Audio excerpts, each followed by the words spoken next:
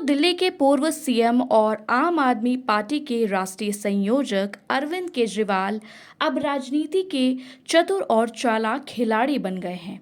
केजरीवाल के पास बेशक राजनीति में 10 से 12 सालों का ही अनुभव है, लेकिन उनके हाल में लिए कई फैसले बड़े बड़े दिग्गजों को सोचने पर मजबूर कर देते हैं कि अब ये क्या कर दिया।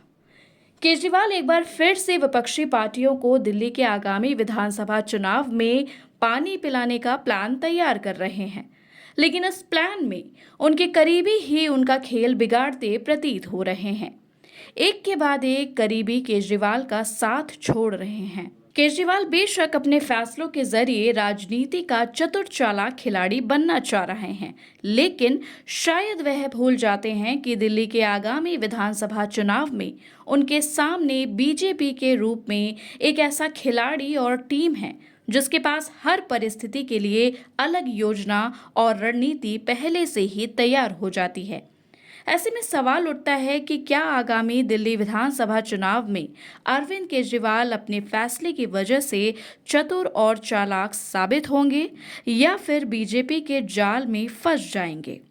हाल के दिनों में अरविंद केजरीवाल ने 5 ऐसे फैसले लिए हैं जिसको बीजेपी आगामी विधानसभा चुनाव में बड़ा मुद्दा बना सकती है। पहला, दिल्ली सरकार पुराने शराब कानून की जगह नई शराब नीति क्यों लेकर आई? अगर लाई तो फिर वापस क्यों ले लिया?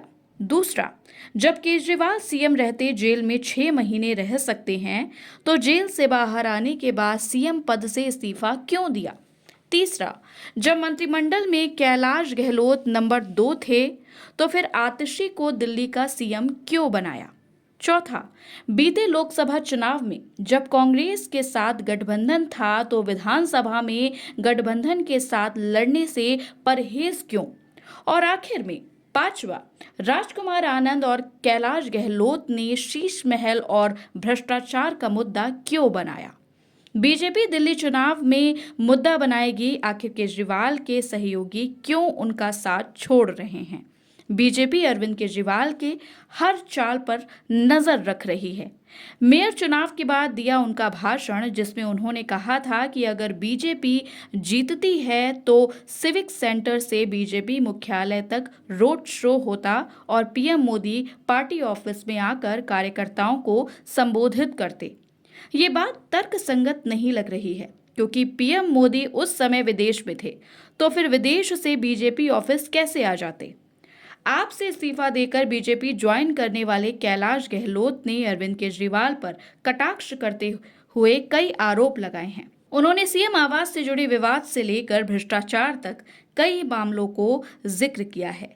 कैलाश गहलोत का दिल्ली देहात इलाके में अच्छी पकड़ है। शायद कैलाश गहलोत के जाने से हुए नुकसान की भरपाई करने के लिए ही अरविंद केजरीवाल ने दिल्ली देहात के एक और विधायक रघुविंदर शौकीन को मंत्री बनाया। कांग्रेस के एक और पूर्व विधायक सुमेश शौकीन को भी पार्टी में शामिल कराया।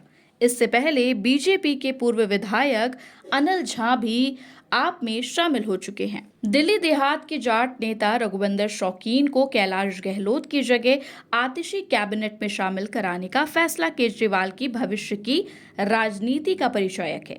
केजरीवाल ने इस फैसले से बीजेपी पर 2 निशाने साधे हैं। पहला, दिल्ली देहात के एक जाट नेता को कैबिनेट में जगह दी जो गहलोत के जाने के बाद खाली हुई थी। दूसरा, उन्होंने बीजेपी और कैलाश गहलोत के संदेश दिया कि उनकी जगह लेने के लिए आम आदमी पार्टी में कई नेता मौजूद हैं और बाहर से भी लोग आ सकते हैं। रघुविंदर शौकीन 2 बार नांगलोई जाट से विधायक रह चुके हैं, साथ में 2 बार पार्षद भी रह चुके हैं। पेशे से वह सिविल इंजीनियर भी हैं। कुल मिलाकर अरविंद केजरीवाल जाट की जगह जाट और दलित की जगह दलित की पॉलिटिक्स कर बीजेपी को करारा जवाब दे रहे हैं।